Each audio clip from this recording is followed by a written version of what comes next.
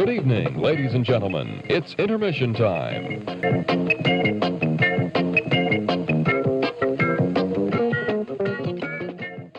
Simon Foster, the winds, they are blowing, there is change about, and boy, can you feel it in no more a venue than the United States television market upfronts. Okay, so Wow. it's 2024. Do we need to explain what upfronts are at this point? We probably do. Very briefly, let's just run through for some of the people, because it's a term that's been around for a long time, but in 25 words or less, what's an upfront? Upfronts is basically once a year, and this is like an old school TV thing they've been doing, since there's ever been TV. Sure. Basically, the TV networks would choose 1 week where on one day NBC would present, the next day ABC, CBS, whatever, Fox, I guess, CW. They'd all choose a day or a morning or an afternoon, and they'd stage some sort of large lavish event. Media would be invited to it, but the main audience for it are media buyers. These are the large firms that spend a lot of money with the TV networks, tens, if not hundreds of millions of dollars from each of these media buying firms, and they all send their various representatives to see a presentation and be wined and dined by the TV networks as they sell their wares for what the next TV season's going to be. Have you ever attended an upfront? What's that, sorry? Have you ever attended a version here, either here or in the US, of an upfront? Yeah, I've been to quite a few of them. Wow. We'll talk about that in just a second. But largely around this time of the year is where you hear about TV shows being cancelled or renewed. The reason for that is because it's during this week they announce their lineup for the next US TV season, which is usually September through to May. And so at this point, they'll be like, we've got these exciting programs coming. And so from this week of May, what used to happen was that all the shows that have been picked up for a new season that have a few weeks off because it's the end of the year, and so people have to charge their batteries. But then like about a month away from now is when TV shows would either re-enter production or enter production. So if you've been cancelled, basically, long-term holiday, unless you've picked up a new pilot or something. But largely shows at this point are either cancelled or not, and that's why it's usually a really heavy period for TV news.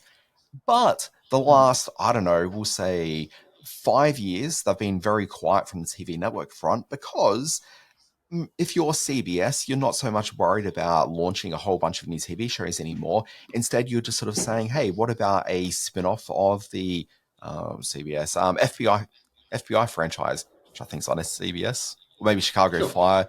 It's basically franchise extensions these days. So there's a new Chicago program, there's a new Law and Order program, there'll be a new NCIS. And so they've been stripping these across, like in the US, you can turn on a TV channel on, let's say it's a Wednesday night, and you'll see 3 different versions of FBI, all one after the other. Of course. Okay. So upfronts aren't as important nowadays as they once were. Absolutely. And they're expensive. Yeah. They spend a lot of money on these things. Okay, and if you looked at the news coverage around the upfronts for the networks this year, it was just pretty much non-existent. It was basically like, there's a schedule, whatever. Because all the excitement these days, Simon, is around the streaming services, because this is the first year that Netflix held an upfront event with the rest of the guys, that Amazon Prime Video held an upfront event. Wow, okay. So this is a real shot across the bow, another shot across the bow from the streaming services to say, hey, traditional network television, you're done, you're gone. Look, absolutely. So, Simon, what I thought we'd do for this segment is I'm just going to run through a couple of the highlighted things that have been flagged, and I just wanted to gauge where your interest is in it. Good. Okay. Yeah. Okay. So anyway, let's talk about Netflix first. So Netflix, the reason why they're talking to advertisers now and haven't done previously is because previously they didn't have advertising. That's an important part of it. Yeah. Yeah. You could do some product integrations into Netflix programs, but you couldn't really buy ads. And so they're very much selling Netflix as a platform which doesn't have the most number of advertiser subscribers.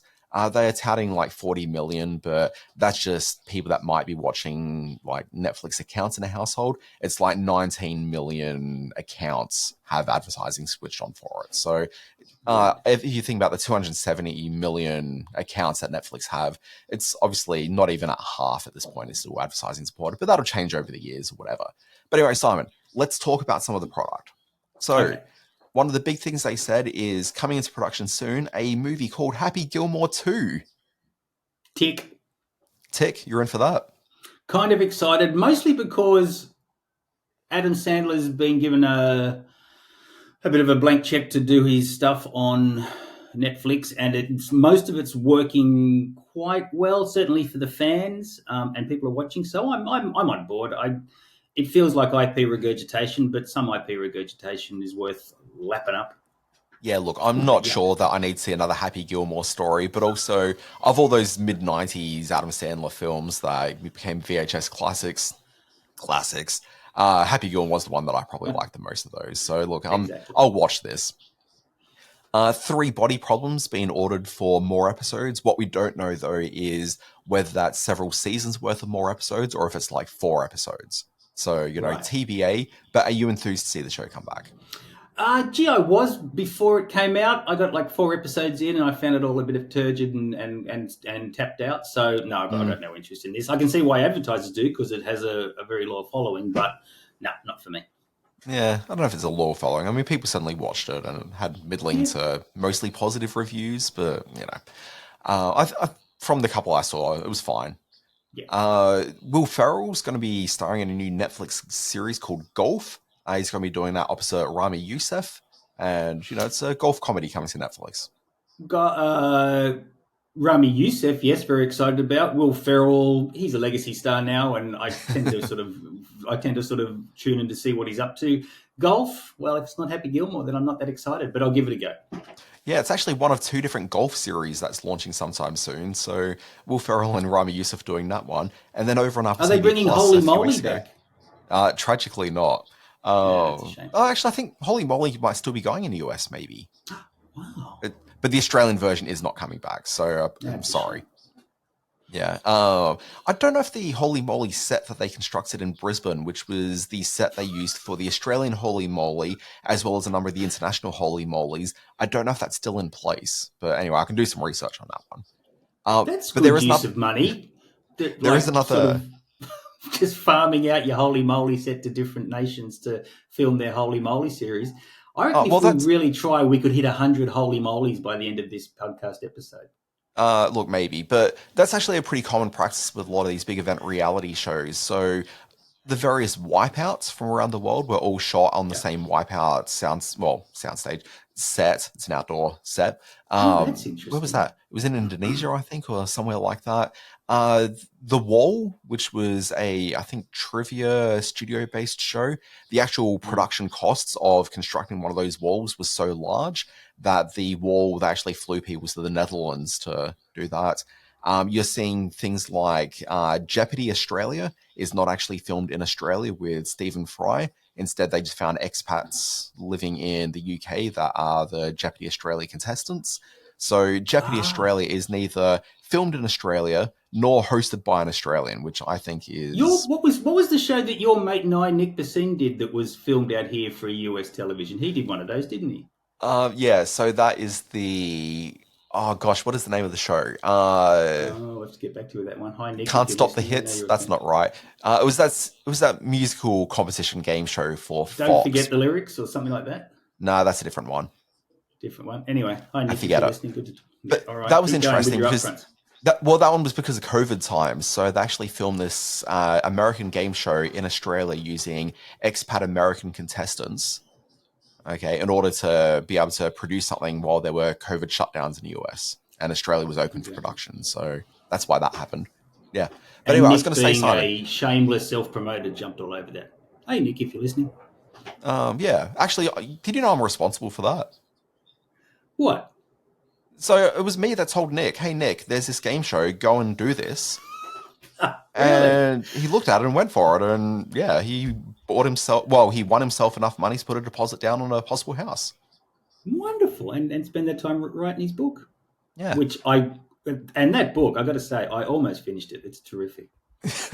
You know what? I've got the book sitting on my shelf and I look at it on a daily basis saying, I need to start reading this one. But, reading, it's so tough. Look, I'm sure it's good. Anyway, UPFRONTS. Okay, reviews next week. It's not the only golf show that's coming because Apple TV Plus have a golf show starring Owen Wilson and Mark Maron coming sometime soon as well. So it's going to be a very golf-heavy TV comedy season coming soon. Okay, let me throw this one at you. Kevin Williamson, creator of Dawson's Creek and I guess the Scream movies, has a North Carolina set family drama called The Waterfront. Assuming it'll tap into that Dawson's Creek vibe, maybe I'm interested, although Dawson's Creek was a very long time ago to me. But yeah, maybe if there's nothing else on. Yeah, that's the thing. Like, Dawson's Creek was so long ago. I kind of think it's going to play a bit older than Dawson's Creek. It'll probably play to the same age group that are now, sort of aged up. Well, they bring back James Vanderbeek, because if they bring back James Vanderbeek, I'm in. Yeah. I mean, he's crucial to so many productions. Tim McGraw, the country star, is going to be starring in a new bull riding drama. Now, I'm going to take the lead on this one. This is actually a bit more interesting to me because he was the lead of 1883 and he was really good in it. So I'd actually be pretty keen to check out that. But I don't think you saw 1883, so that's neither here nor there. Well, the last good bull riding movie I saw was 9 Seconds with the late, great Luke Perry. So it's been a while between bull riding projects. So I'm sorry, what was that film called? 9 Seconds? Incorrect. It's called 8 Seconds. Jeez, Simon. I'm going to find a new movie guy for this podcast. That was the highly anticipated sequel, 9 Seconds. Anyway, go on. Sure. Two other things I'm going to throw at you. Catherine Bigelow is making a movie for Netflix. It's her first film since Detroit, which was about 8 years ago now. Yeah, which was a big flop and a pretty bad film, but I'm still a big Catherine Bigelow fan. So yes, I'm on board for anything she does. You know what? I don't think it's a bad movie at all. I think I probably respect the movie more than I liked it, but it's a film that's definitely stayed with me all of this time.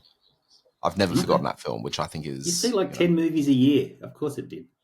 Excuse me, I probably see about 30 movies a year. Thank you very much. Yeah, one of them was Mother of the Bride. Do go on. Yep. Review on Letterboxd, 1.5 stars. And this is probably the big thing, Simon. Netflix, which always said they were never going to do sports, are absolutely gearing up to do sports. And they've announced a deal with the NFL to stream 2 different NFL games on Christmas Day globally. Wow. That is a big deal. Well, I mean, I don't know. But Christmas Day, hang on, how are they going to do that? Christmas Day is different around the world. They can't have one game. What are they going to do? Repeat it? Well, no, they'll have 2 games. It'll be Boxing Day here in Australia by the time it's Christmas Day in America when they play the game. Yeah, that's fine. It doesn't have to be on Christmas Day to watch it. It's okay. But yeah, this is a thing where what I think is interesting about this is that the NFL is obviously huge in the US, and I don't think has a lot of buy-in from anyone outside of the US. There's certainly NFL fans around the world, okay, but I don't know it's necessarily particularly that huge. But maybe this is the entry point to that becoming a really big TV event. The NFL is famously a sport that was created very much for TV consumption, okay, or at least the reason why that game really took off is because of TV. It's very TV friendly. It's a square-based field that they play on, and everything about the structure of it is made for TV. This could be the thing that actually makes it a bit more of a global phenomenon. So interesting to watch that. I'm going to throw a couple of Amazon Prime Video things, Simon, really quickly. Okay. A prequel to Legally Blonde called Elle.